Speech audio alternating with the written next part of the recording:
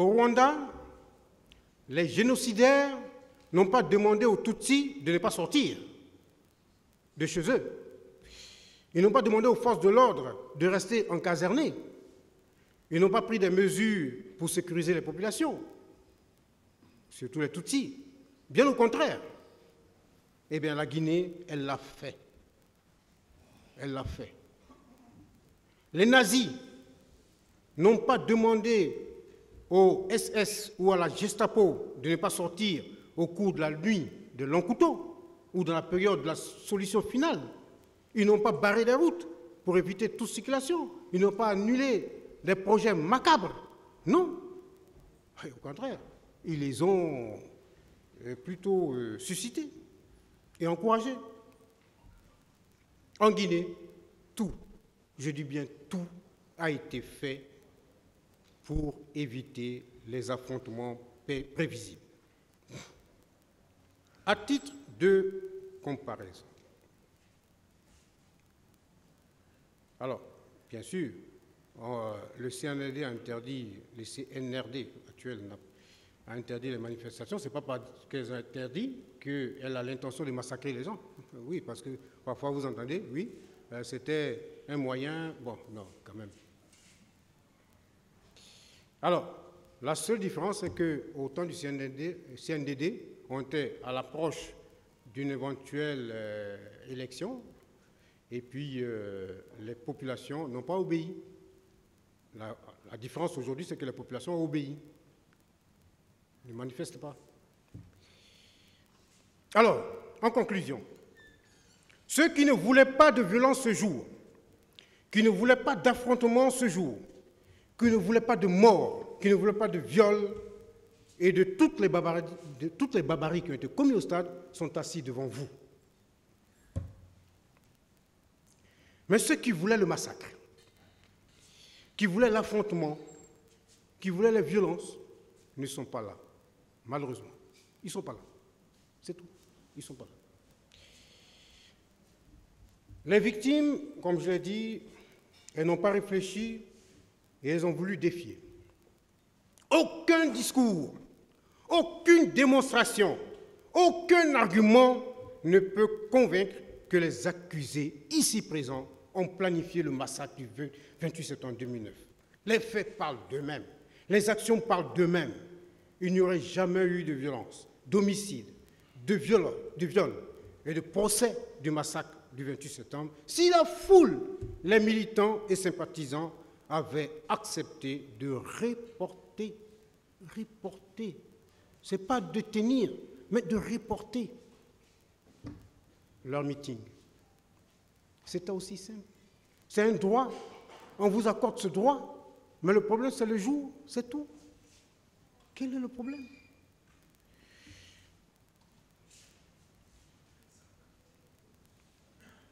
Alors, mais les forces vives, plus que les militants, devaient appréhender le danger. Les risques, les signaux étaient clairs. Personne ne peut dire qu'il ne pouvait pas imaginer que quelque chose allait arriver. Même les chefs religieux sont allés retrouver le président d'Artis et le gouvernement pour leur demander, vraiment, pour leur apporter des paroles sages. Même eux, ils prévoyaient quand même ce qui allait arriver. Mais on ne peut pas rejeter la faute aux victimes, parce que la foule, elle est dirigée. La foule ne réfléchit pas beaucoup. Elle a un objectif et s'en tient. C'est la passion. Elle est dans l'action. Mais ceux qui sont dans la réflexion, ce sont les hommes qui dirigeaient les forces vives, les hommes politiques. Mais vous savez, Monsieur le Président, Messieurs les assesseurs, l'homme politique ne pense pas comme nous. L'homme politique, c'est un calculateur, c'est un tacticien. Je suppose que les leaders se sont dit, si nous demandons à nos militants et sympathisants de reporter la manifestation, on va passer pour des peureux, pour des faibles, pour des gens qui sont incapables de joindre l'acte à la parole. Alors, surtout que les manifestants étaient décidés, trop échauffés. Ils étaient trop décidés à en découdre. Ils ne pouvaient pas comprendre. Alors, Vox Populi, Vox Dei. La voix du peuple est la voix de Dieu. Le peuple a décidé, allons-y. C'est irresponsable. Vous dirigez. Le peuple ne voit pas, il est aveuglé par sa passion. Mais vous êtes à la tête, vous réfléchissez pour le peuple. C'est pour ça que vous êtes là. Mais il faut leur dire, il y a un danger, reportons la manifestation. Mais qu'est-ce que ça nous coûte de reporter la manifestation? Ils peuvent le convaincre. Un célèbre homme politique guinéen, aujourd'hui disparu, disait que l'opposition guinéenne est la plus bête d'Afrique. Appréciez vous-même. En démocratie, système que nous idéalisons exige le respect de l'opinion de l'autre. Pas question de consensus, mais de discussion, de choix, de confrontation d'idées et opinions, de l'acceptation de la victoire de la majorité. Mais il y a un domaine qui exige le consensus, où on ne doit pas blaguer. Ce sont les symboles républicains, qui ne sont pas soumis à débat, des symboles qui nous rassemblent, qui nous unissent. Si nous sommes Guinéens, c'est parce que nous sommes unis par quelque chose, par le pays, le territoire, par le drapeau rouge, jaune, vert. Tous les Guinéens se reconnaissent en ce drapeau, où qu'ils aillent. Vous pouvez faire 15 ans en Côte d'Ivoire, ou au Sénégal, ou ailleurs. Quand on met le drapeau guinéen, vous pouvez voir les autres drapeaux, oui, c'est bien, vous respectez. Mais quand vous mettez le drapeau guinéen, il y a quelque chose qui se passe dans le cœur. Vous êtes fiers. On s'identifie à notre drapeau, à notre devise. Travail, justice, solidarité. Tous les Guinéens se reconnaissent en cette devise. Notre hymne national. Tous les Guinéens se reconnaissent en l'hymne national. Les joueurs de football de l'équipe nationale, avant certains matchs, eh bien, je suis sûr qu'ils sont très touchés lorsque cet hymne retentit dans le stade. L'hymne national que l'on appelle liberté, encore une fois. La monnaie. Les Guinéens se reconnaissent dans la monnaie, le franc guinéen. C'est notre identité, ça fait partie de notre identité. Notre territoire, je l'ai dit encore.